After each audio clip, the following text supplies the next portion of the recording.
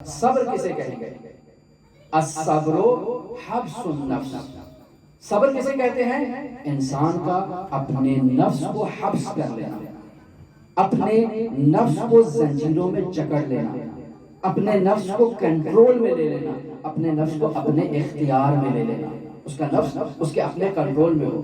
بس صبر کیا ہے؟ الصبر حبس النفس، اپنے نفس کو اپنی کنٹرول میں لینا۔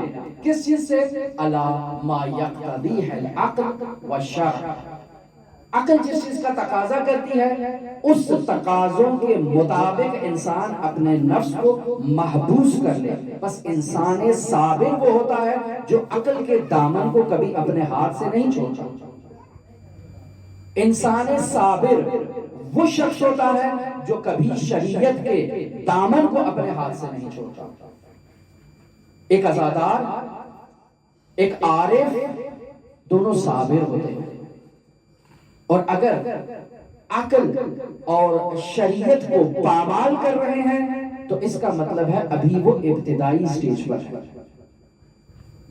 یا ابتدائی سٹیج سے بھی ابتدا اور آغاز کی کیفیت میں ہے۔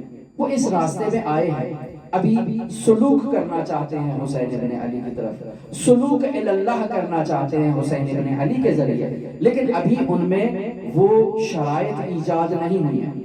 وہ شرائط کس نے بیان کرنا ہے؟ وہ ہماری ذمہ داری ہے کہ ان مجالس عزا سے عزادار کے لیے ان شرائط کو بیان کریں تاکہ وہ سمجھیں کہ اس نے کہاں کا سفر کرنا ہے، کہاں کی طرف ہجرت کرنا ہے، اس سفر میں کن لوازمات کی ضرورت ہے، کون سا سامان اٹھانا ہے، کون سا نہیں اٹھانا، کون سی چیز کھانی ہے، کون سی چیز نہیں کھانی ہے، کون سا کلام کرنا ہے، کون سا کلام نہیں کرنا۔ یہ اس منبر کی ذمہ داری ہے کہ وہ عزادار کو تعلیم دیں جو کہ نہیں دی جاتی۔